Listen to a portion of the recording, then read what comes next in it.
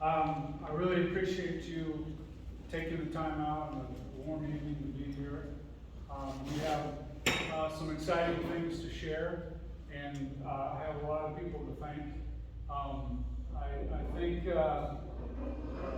my name is Matt Farrer. I'm the superintendent of schools at Wakefield Community Schools. We're starting on time.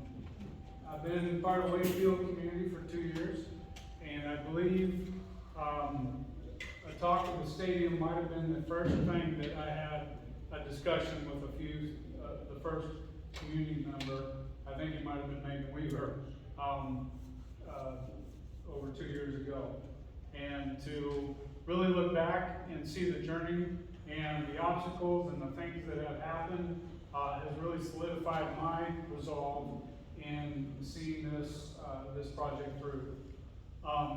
We have made some major steps.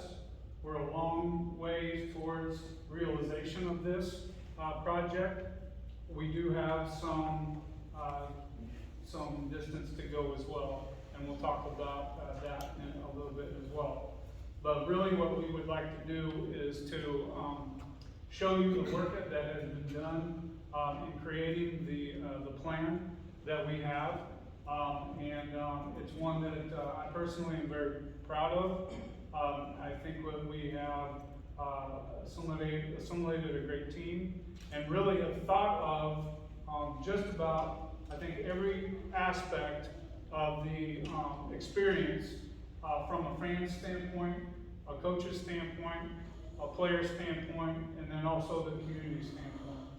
I really want to reiterate, and I really do, it is the school boards, the administration, the school position, that this is a community facility, enjoyed by the community, by our kids, by our parents, by our community members and business owners, on a somewhat daily basis as well. So before I get any too further in the project, I really want to not forget, which I probably will, the challenge of thanking people is you're going to forget quite a bit of people. But I would like to really thank and show my appreciations to our school board. We all know in the last couple of years have been a very challenging time, and they've led extremely well. As a new administrator, it is such a comfort to know that you have strong leaders, you have strong support for moving the district forward and supporting our kids, our staff, and their administration. So I'd like to thank the school board for their leadership in this project, especially our Building and Sites Committee, part of the school board committee, Jim Litchfield, Jeff Kegel, and Eric Reaver have been very instrumental and wise in this project and getting us to this point where we are at. Dana Peterson, you might not know him, he's not a community member. He's our criterion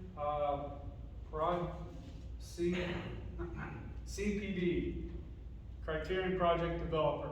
He is the one that we hired to to shepherd us and guide us through the legal processes, the contract processes, and how that we procure our architect and our contractor. And so he was very instrumental and did a great job of helping us get the right person, do the right thing. So Dana was extremely helpful. I'd like to personally thank Dr. Moody.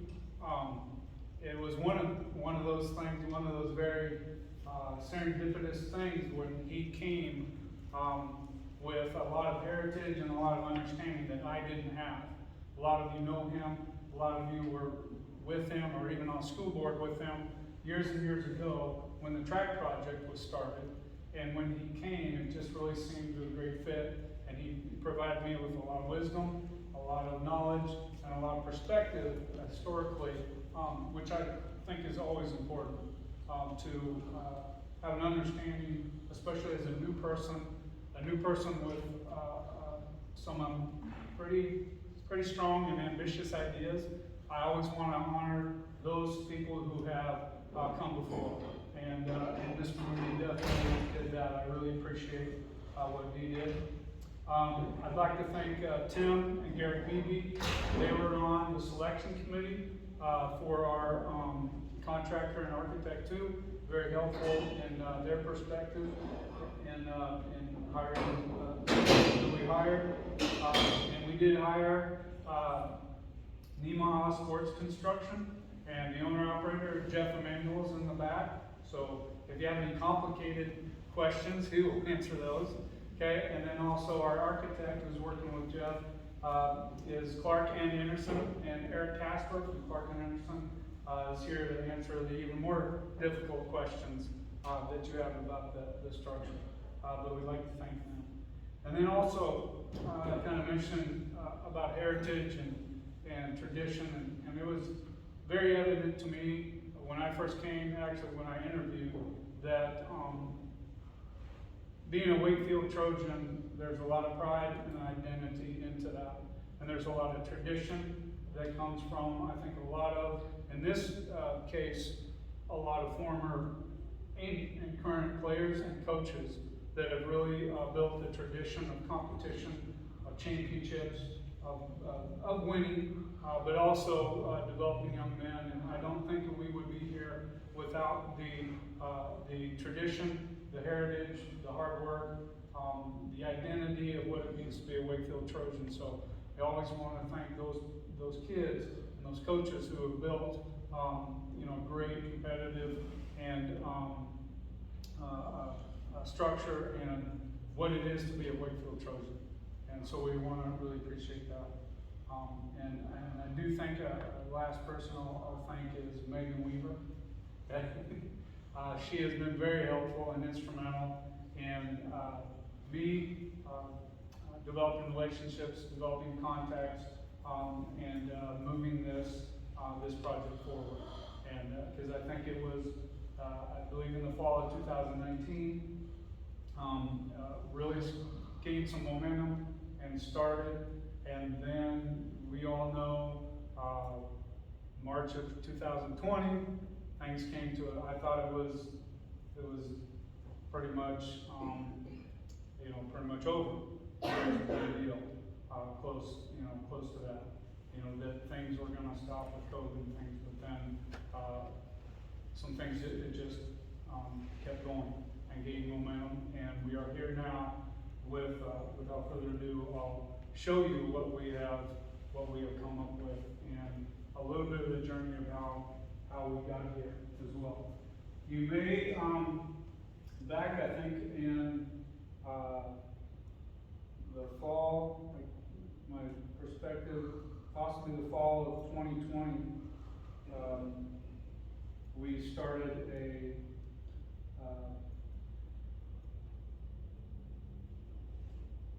stadium Facebook page. Is that right, Megan? Okay. And we had a conceptual drawing, and that drawing is quite a bit different. There is some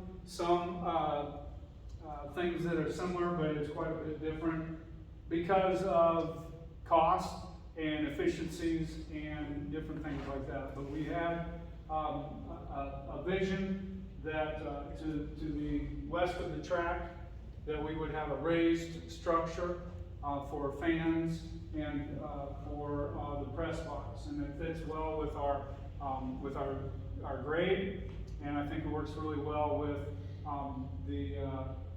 what we want to do and how we want to present it. So it is one complete structure that, and I'll show the floor plan in just a little bit. One complete structure that has concession stand, restrooms, mechanical room, storage, things like that. And I'll show a floor plan in a little bit. But that is what it looks like. Also, and we'll show a floor plan, you can't really see underneath, because underneath the ground is 2 team rooms. One thing, talking to Coach Hassler, talking to other coaches, I'm a former football coach. It's a challenge not to have a place to go, and to be in pregame and halftime and things like that. Our field is too far from the school to go at halftime and come back. The underneath the structure are team rooms, and we'll show you that.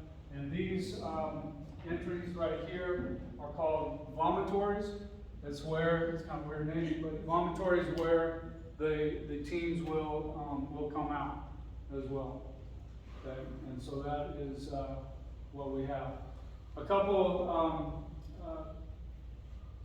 things that I learned, and one thing I did working with Jeff from Nemaha is I visited and talked with some administrators, specifically at Palmyra, that is a very similar structure to ours, and then Beatrice, which is a very similar, I guess you would call it a very similar layout, as far as we're up, we're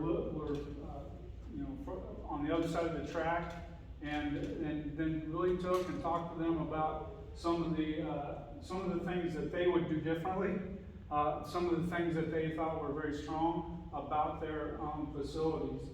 Okay. One is the press box. The press box is as large as it can be without putting in an elevator, which obviously is a lot of cost. The other thing in the press box, there are 2 team rooms on each side. There are, I think, 3 compartments in the middle. The one thing, as a former football coach talking to Coach Hassler, the windows are very important. Most press boxes you are in have sliding windows. So when you slide one window to the other side of the window, this side you can't see out of. It's not open air, it's fresh air. These are double hung, I believe is the phrase, double hung. They go up, and so you have a good line of sight, and the whole structure from one end to the other will be open, except for the middle parts. The other thing that is, I think, unique and a good is the concourse area. So we have a concourse area as you come up from the north, from the north to the south. The concourse area where, and then another one to the south and the north, and then there is, when we see at the top, there is it 15 feet? 15 feet from the concession, front of the concession, to the back of the bleachers.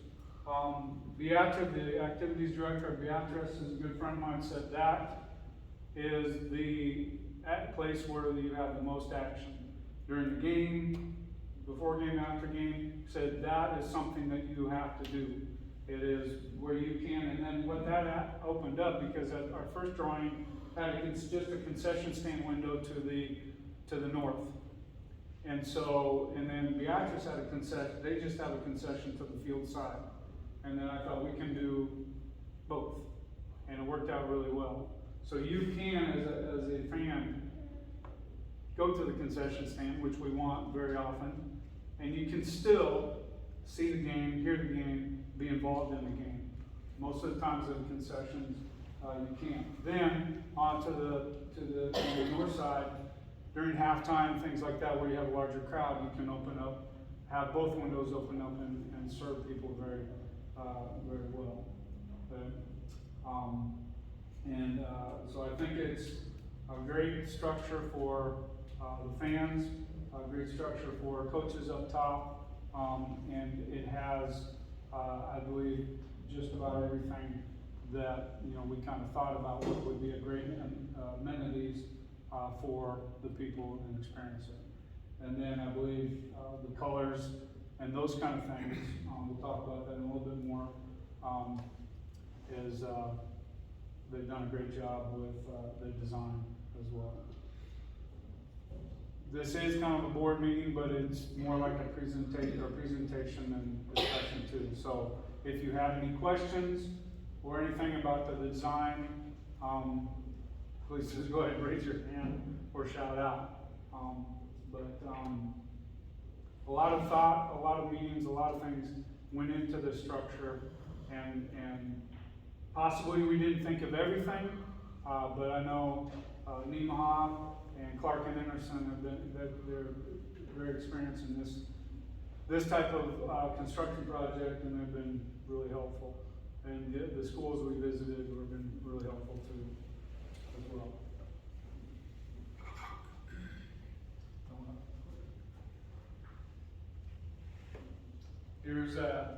nighttime, straight on. Restrooms are there, and it'll be under there. I believe the bleachers, fence will be about 12 feet, is that right, from the track? Somewhere around there, so I think we debated, and worked through vision, and I know, Clark and Emerson, are very, conscious of the fans' experience. Being able to see lines of sight, seating area, the bleachers, the slope, the rise and the run of the bleachers are very comfortable and roomy. Like a very good experience. The seating is 750, okay? But that is without the concourse area as well. And I think it's be a great experience for our kids, our fans. And here's the site from the north. And these will be up, we have the board up there, and then Megan, you're gonna have to update the Facebook page. This is, shows the entrance, entryway up here. We have here, an arched entryway that, Wakefield Trojans will have, some, good, neat entryway. Probably where we haven't, due to cost, due to things, different things, a ticket booth, we kind of debated about that, but, we've used, people standing around with, before, so I think a table with possibly a tent or something will suffice for the ticket booth. The field, and this is, I know I've had questions from the community. Community is a field turf field. And as a coach and as a administrator, I believe that is the best way to go. It is an expense, it is an investment, but I think for our long term, the reduction of maintenance and in the future, the cost or the price that we get for usage, I think it is one of, for me and for our coaches, and I believe our board, it is a priority. We want this to be a community facility. If it's grass, I'm a former football coach. You're not, I know Coach Hassler you're not going to touch my grass. In which grass, it takes a beating. If there's grass and we're going to have to keep kids off of it, we're going to have to be very careful about, letting other entities use it. You have to baby it, you have to maintain it, you have to fertilize it, you have to weed eat it, you have to do a lot of things to take care of grass. And I think it is in the scope of the project, and then also the other thing that is important to us is to have the graphics and the image, the names in the end zone, the colors, the logo in the middle as well.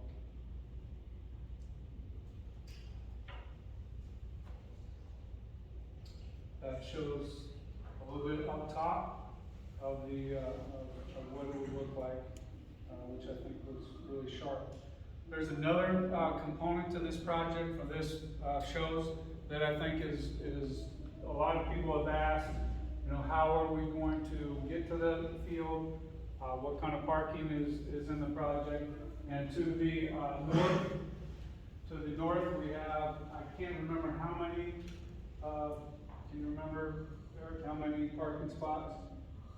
But we have as many as we can, given we made a decision to make them as big as we could. Because Megan has a big Suburban, she wants to be able to turn in and turn out. And many of you have trucks and Suburbans as well.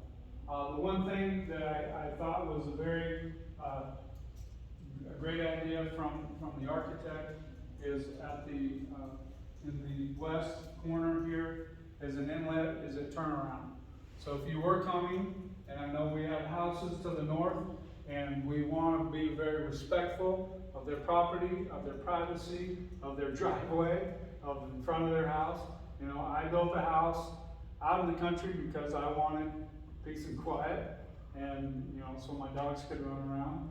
I know the people who live there built those houses because it was peaceful and quiet, and they're at the end of a road and traffic, and I've talked with them, and they seem to be very appreciative of what we have done to honor their property ownership and their privacy. And I think having an area where you can turn around or where you can drop off a person in an easy fashion is a great thing. And we have sidewalks. There is one thing that just want to tell you right here. There will have to, because of the grade, there will have to be some steps. Okay, just because of our grade and it's too slow. So we do have, and we're working on even make this better, a way for handicap and wheelchair accessible access without going too far out. And obviously those parking spaces will be, the handicap, depending on code, we'll do that.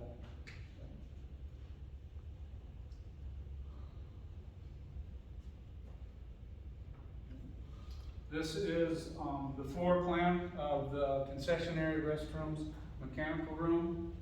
The concession stand, I think I've talked with Mrs. Carroll, showed her the plan, and she had a say in designing how things sat and how things worked. And I think that would be a great experience for those people working in there. There's a large center counter that can have hot dog heater up, popcorn machine, all those kind of things in the middle. Pop machines, all of those kind of things that you need for a good concession stand experience. The mechanical room and storage room, you always want to have some storage room for the things you need. The mechanical room is quite large. I think we're going to have quite a bit of room in there. And then the thing that I think, I'm pretty, the restrooms are pretty impressive to me. I mean, I've been to a lot of football stadiums, a lot of different things, especially in Class B, Class C. Most of the time it's 2 urinals, or I'm not sure what's going on in the women's restroom, but I've heard stories. So there is more than, I think, adequate restroom facilities, and that's per code. But then I think it's also a great layout, and there's also a family restroom as well for changing table, things like that.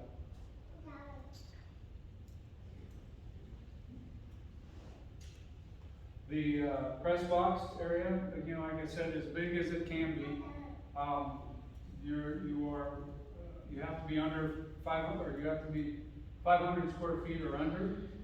So I believe it's 8 feet deep and 62 feet long, somewhere around there. So it's pretty close, and we maximize it as much. And then the windows and the line of sight, I'll guarantee you, there's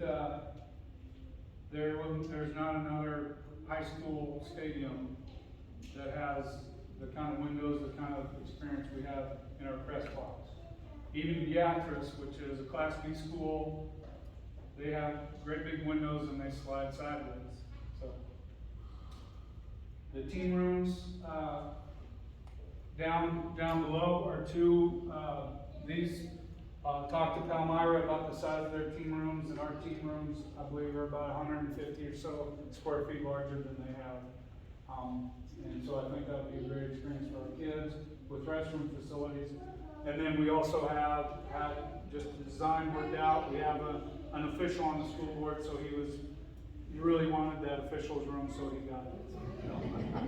I'm joking. He never said a thing. But I think it just kind of worked out about, just one of those things, thinking about the experience of the people who come, even officials.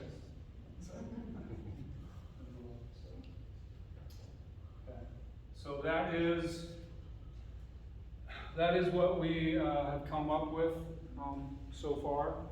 And I really think we have a really good layout. I think the layout of the whole site plan with the parking lot, the sidewalk going out, the pillars with the arch, I think it's a very impressive facility. And like I said, we've made a lot of progress realizing this, and the investment that we put in to this facility, I think, will pay off immensely in our community, and I think a lot of work has gone into creating this. So, are there any questions?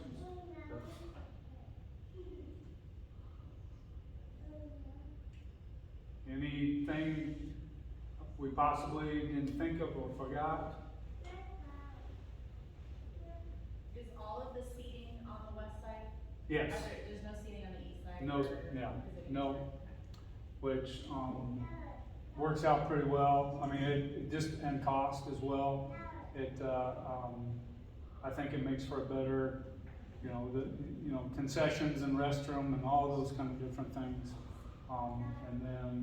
But we'll put visitors, or I don't know where Coach Haster wants to be, but that sun going down, and I don't think it's going to be too bad for the team on that other side.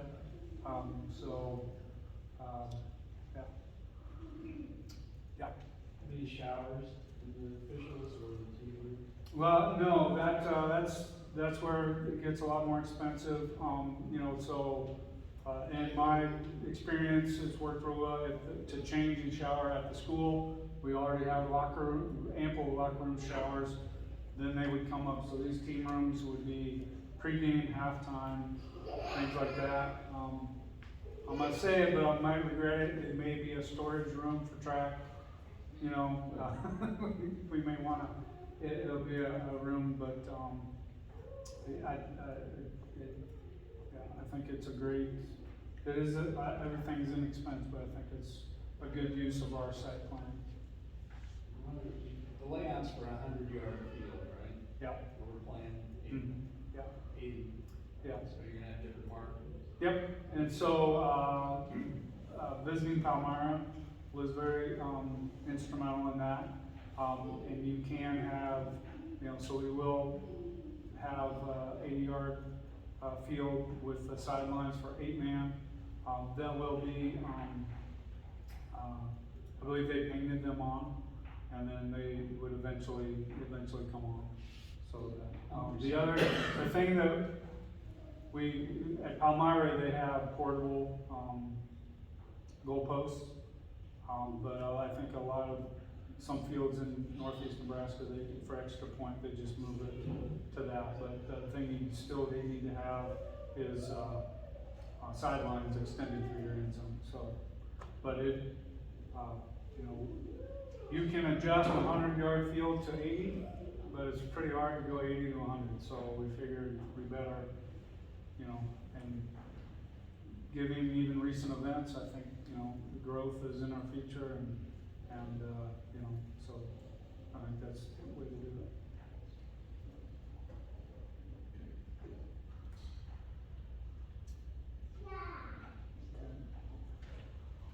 I have a few more things to say about the project. In our there's so many RFP, is that correct? Request for proposal. There was not landscaping. So when you see the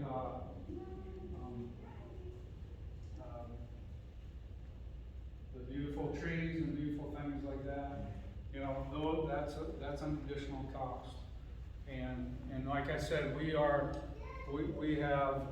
come a long way in the project.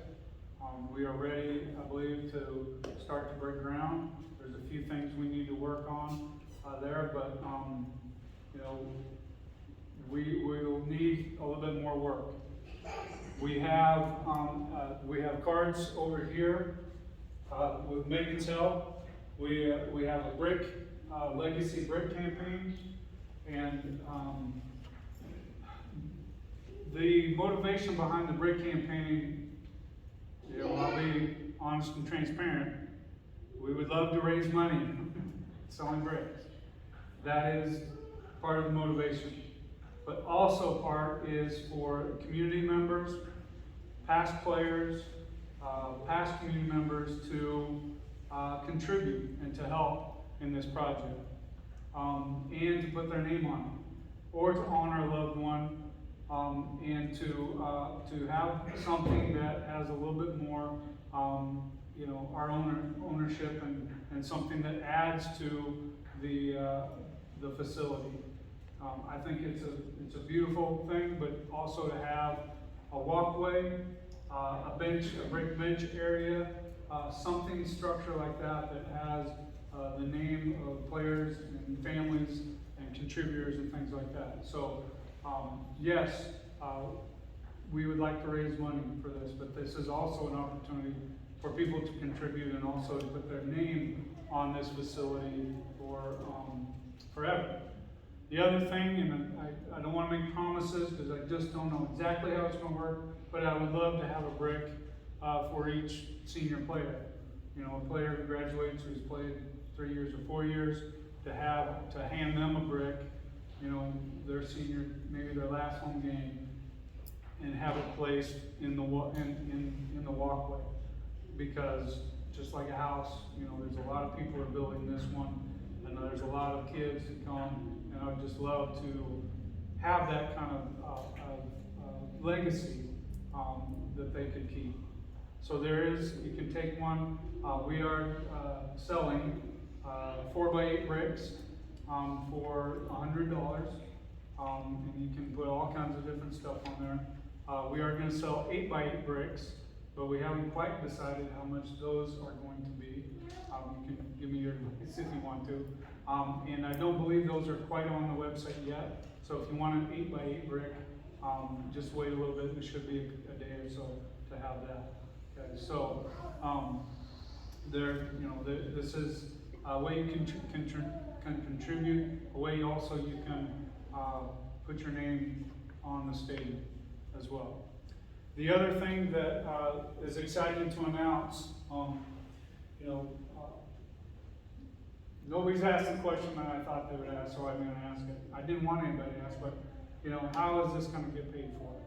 Okay, we're still working on pricing. We're still working on getting some revisions of some different things. So we don't have that exactly, but we've taken some great steps, and it will be built with donations and built with funds that the school has already saved throughout the years. And so we have a good chunk of that taken care of. The brick campaign, I do believe, will help to add to the aesthetics, to the bricks structure, and to the landscaping. Today, we worked out with a donor who would like to remain anonymous, has pledged a $250,000 matching gift. So if you would give $20, $25, your gift would double.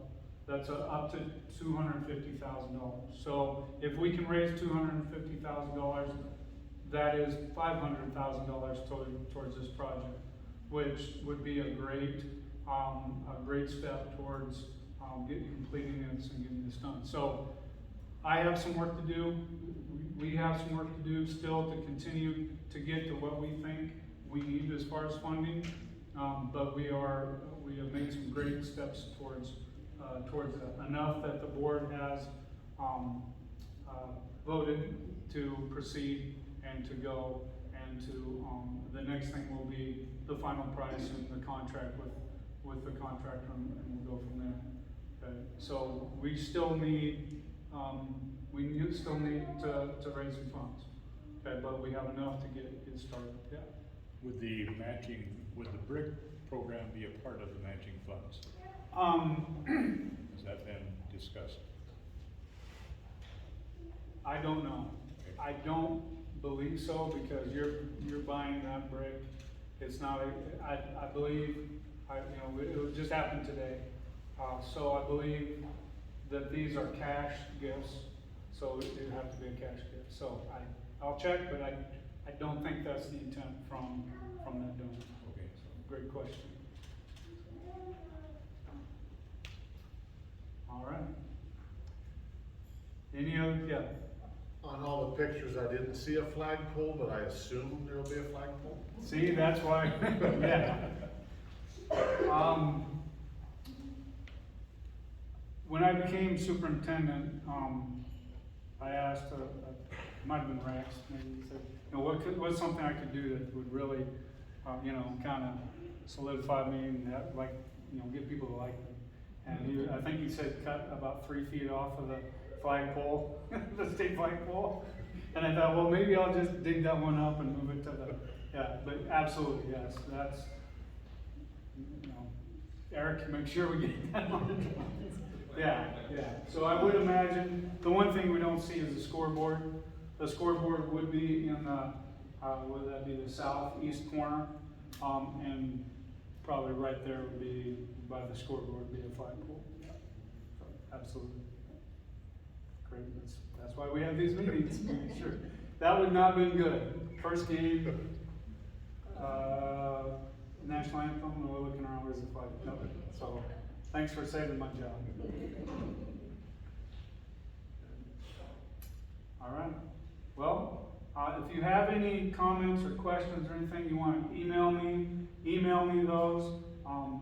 Glad to sit down and talk with you, answer your emails, things like that. Yeah.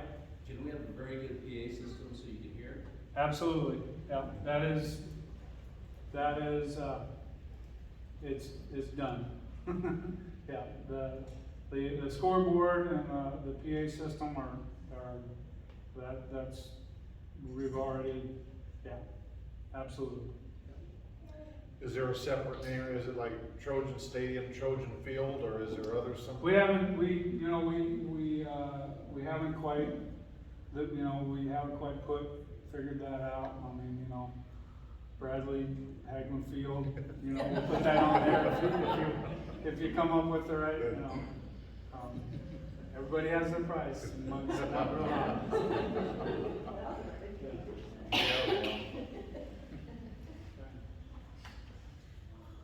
Well, yes. What's the time frame?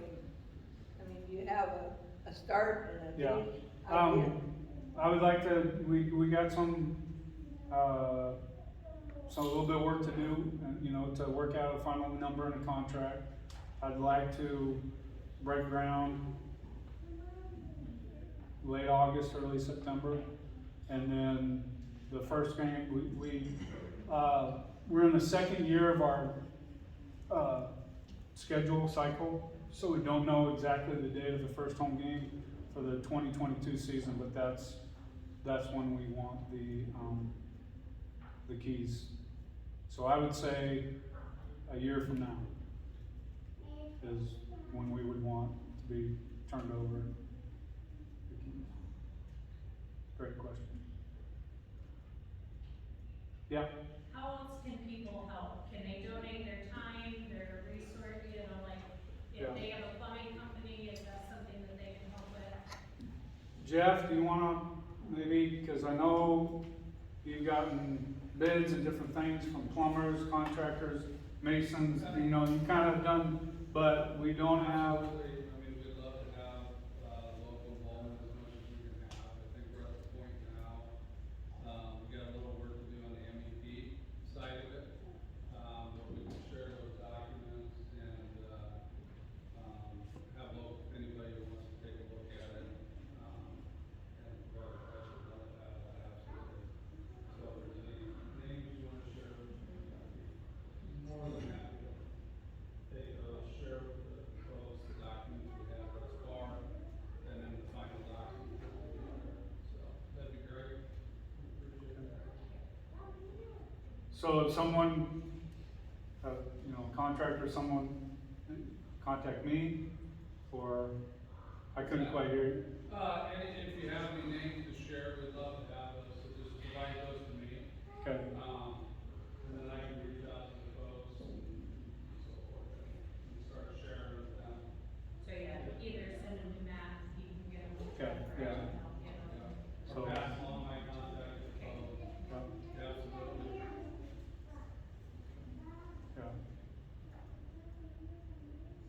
ticket booth, I'm sure instead of a tent, I could make a pavilion out of it.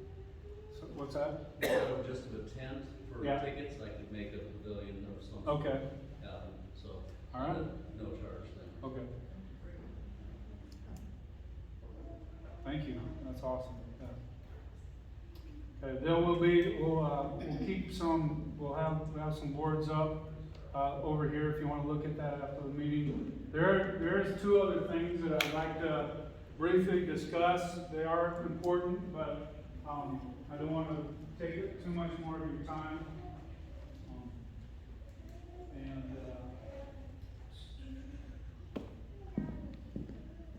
And that is, public input on the ESSER 3.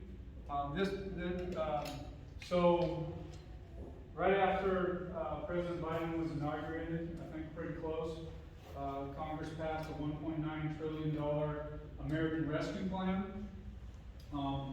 And there was actually two other plans before that. That's why it says it's ESSER 3, which is elementary and secondary schools, rescue something or other. It's federal money grant that is, earmarked towards helping schools pay for, different things in response to COVID and, the impacts that COVID has had on the school.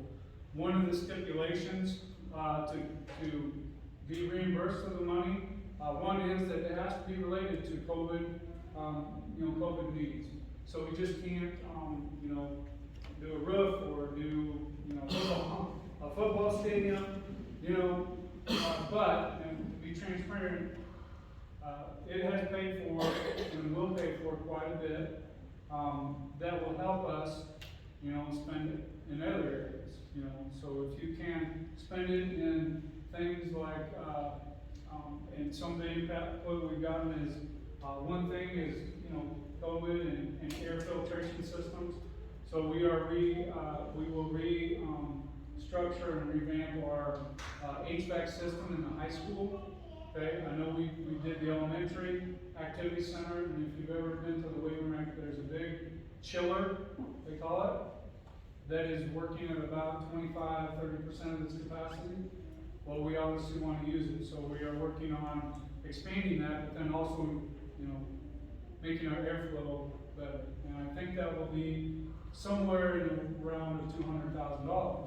Something that's good for our school, something that is health related, so it is COVID related, but we need input on that.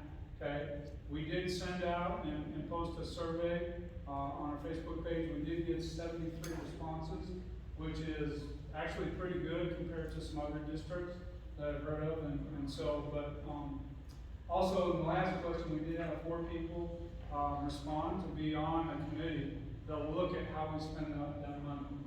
It is a requirement to get the money, but also I think it's a good thing. I don't know if Maggie knows it, but she put her name down. Mike Mogus, Jason Jensen, and Sarah Walsh agree, or they, at least they said call me and see if I do it. So, but they put their name down, so we'll be looking at that, those kind of things. But a lot of the input we got back from there was things that we could do for kids. After school program, well,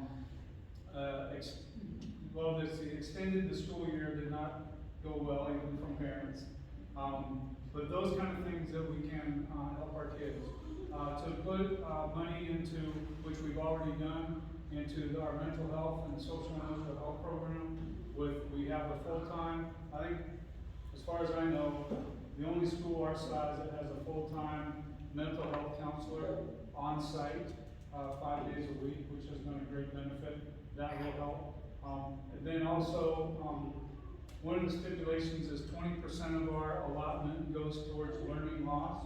So we are looking at curriculums, assessments, other materials that help learn. So I don't know if anybody has any ideas or anything at this meeting, but it is one of the stipulations that we ask and get input in order to recoup some of those dollars. But no, we we don't just spend that taxpayer money willy-nilly on just anything, so we'll be strategic, in that.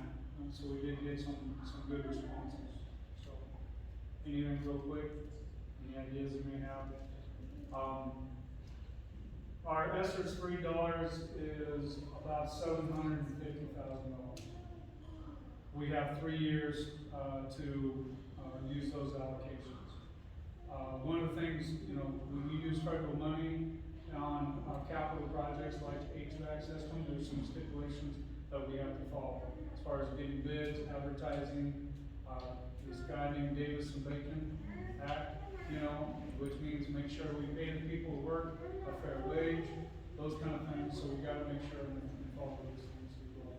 And then doing this, posting our, getting input, and then the last thing that I will, discuss, and this is part of the ESSER 3, requirements, but it also is, something I think very important to all of us is, one of the requirements is to have and to display and to give feedback on our safe return to school.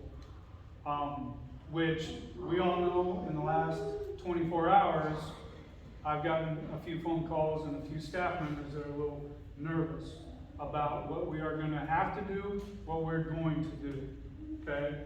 The CDC did come down and recommend strongly that students wear masks in school.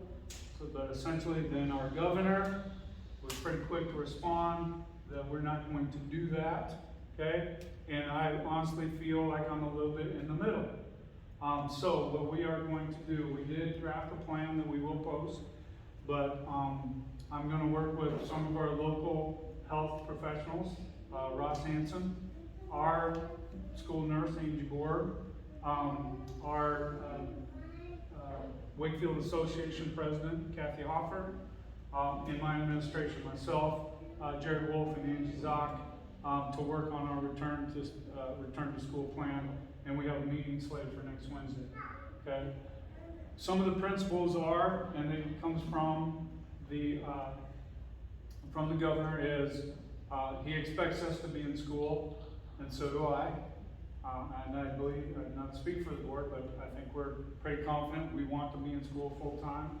And as your superintendent, I will do all that we can, everything we need to do to stay in school full time. I believe it is in the best interest of our kids, our parents, our community, to be in school full time, and we will do that.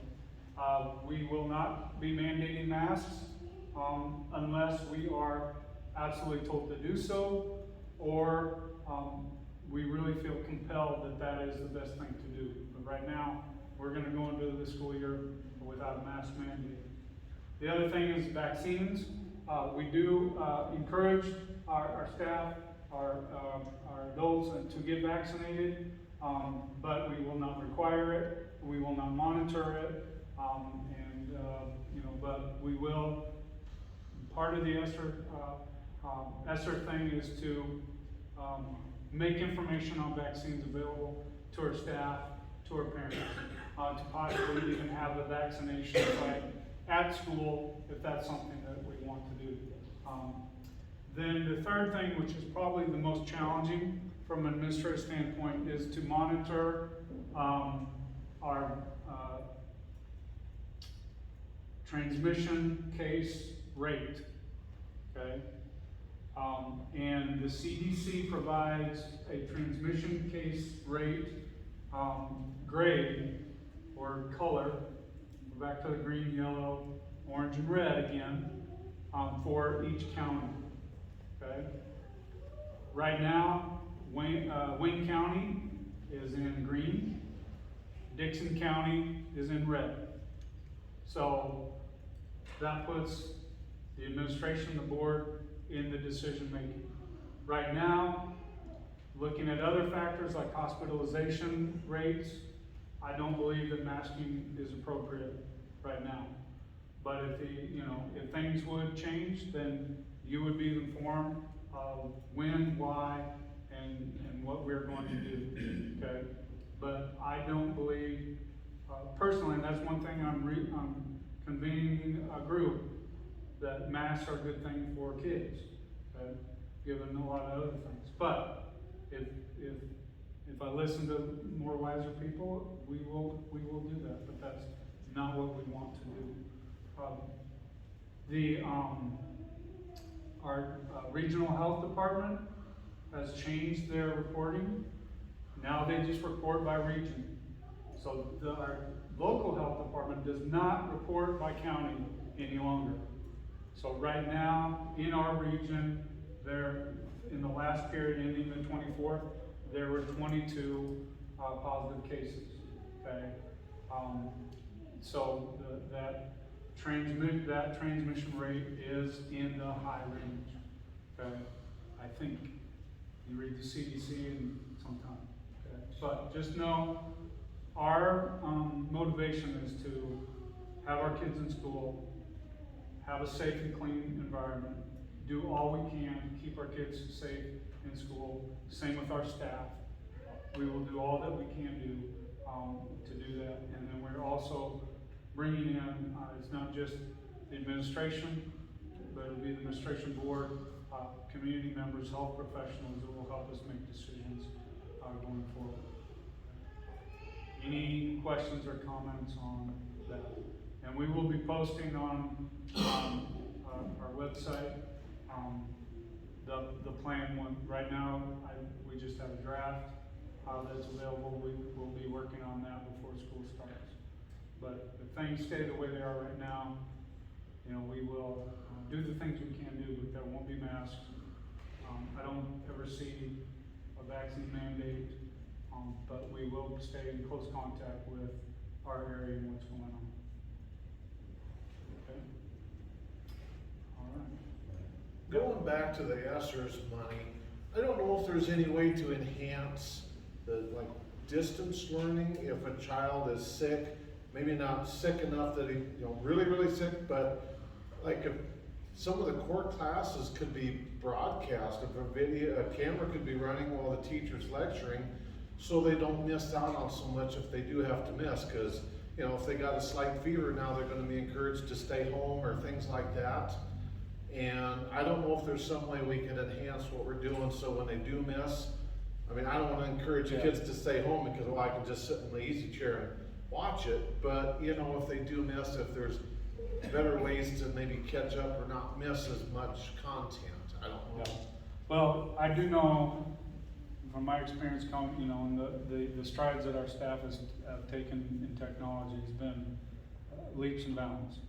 But, you know, we do have some work to go, and there's some challenges in that. I'll just be up there. That is not as simple and as easy as I don't know, because no idea. yeah. So and I know I had staff members do separate lessons, because if you're teaching a class of students, like if I was teaching this class, I would hope I wouldn't be able to be filmed, because I would be all around and everything would be working, you know. So to do, you know, either a lecture or something like that, you know, but our motivation is to keep them up to speed so that when they come back, they don't have, you know, the olden days, like you know, when you were sick for a week, and then you came back and you had this stack pile, and then it was a whole year trying to get, you know, we want to keep kids up to speed. We know that's an issue. We will do it best I can, but, you know, to put a camera in the classroom, what I expect from my teachers is movement, interaction, discussion. It's not as easy as that. If it is, then I don't really think our teachers are teaching. Will you help me out here? You know, you gotta move around. Okay. And you can't be on camera. But I did have some teachers do some lessons and actually did some one-on-one with some kids. Now, the other thing that is, I would say, very confusing, last fall, we knew, you know, exposed, you know, 14 days out here. If a certain situation was 14 or 10, and then 10, some students were out for 24, we knew that. In the spring, you got a little bit more chance. It was better because kids could come back in 7 or 10, depending on protocols and what they would do. Now what we're getting is a student that is exposed will not have to quarantine, okay? But then if a student is, let's say if a parent is positive and they're in a situation where they're living with them day in and day out, what is the quarantine rules? They haven't quite, I'm confused. So, but, you know, we really, for the last semester, probably the last 12 weeks of school, last year, we didn't, we got, not being lazy, things got a lot better.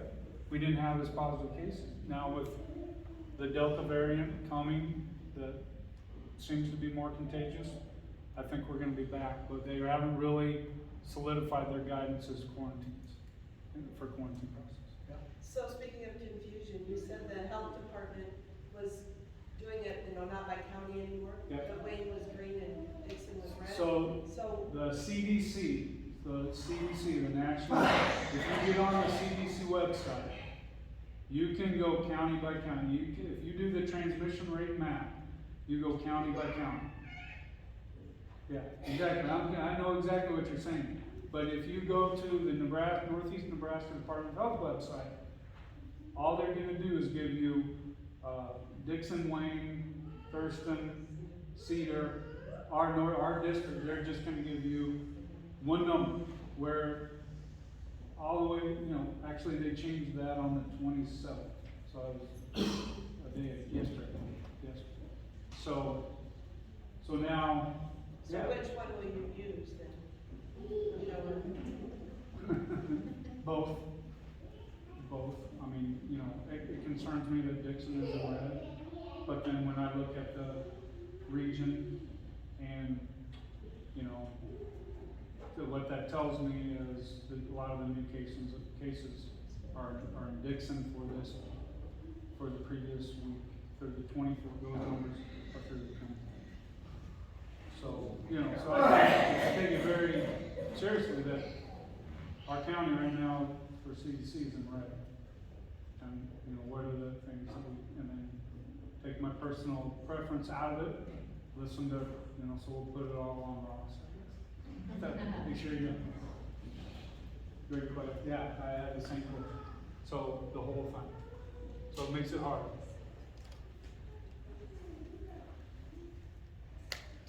Well, from my standpoint, I really appreciate your patience. I ramble on. I repeat myself a lot. I thank you so much for being here. I know 3 people have told me who are very familiar with these kind of meetings. And this is the biggest, largest attended type of this meeting that they've been to. So we have a passion and a desire for this project and for this community that really excites me. So I thank you for that. Jeff? Megan brought up a good point. One thing you couldn't see on the screen just because of the color of it, but the field also is a soccer field, that soccer line. Okay.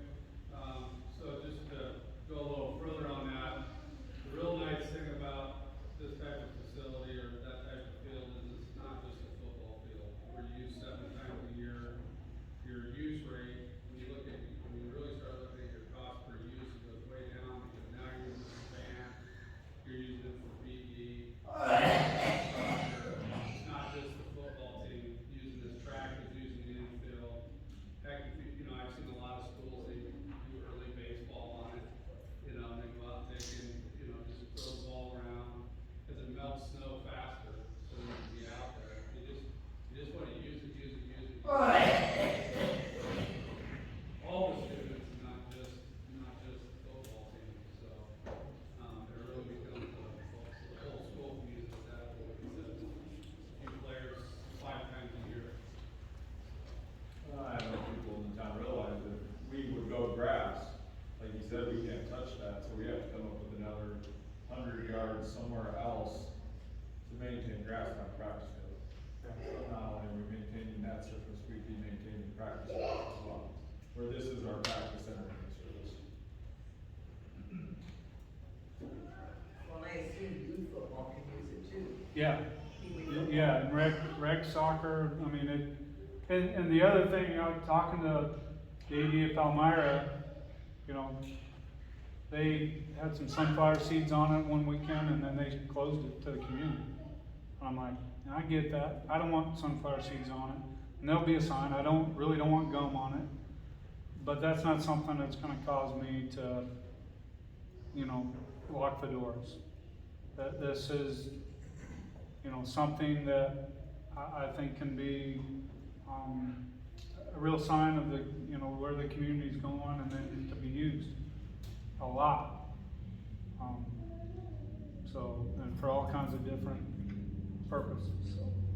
And I've already talked to Matt too, it's such a big area that I plan on, junior high's gonna be on at the exact same time we are. Junior high practices after school now, we'll have two, junior high will be practicing on it just as well as us, so we'll have two teams on there, one time practice. Do we plan to hold track meets? What's I'd it? like to maybe, Yeah. if it's done by next spring, I'd like to maybe do a triangular. But yeah, I think that's the plan, because Yeah. I'm also the track coach, so. The plan is to definitely get towards hosting an invitational at some point. We'll probably get our feet wet with the triangular, where we just bring in two teams, maybe the first year, but definitely, with track, there will be some, on what type of meet we can hold. With no pool facility, we would never be allowed to hold like a district or a conference, but we could host our own invitational. Yeah, pole vault is the bugaboo. That's probably Yeah. $50,000 just for the mats. Yeah. Total. There is, in this design, a second long jump, triple jump lane, which I think is, for hosting meets, it's probably a A must. must, yeah.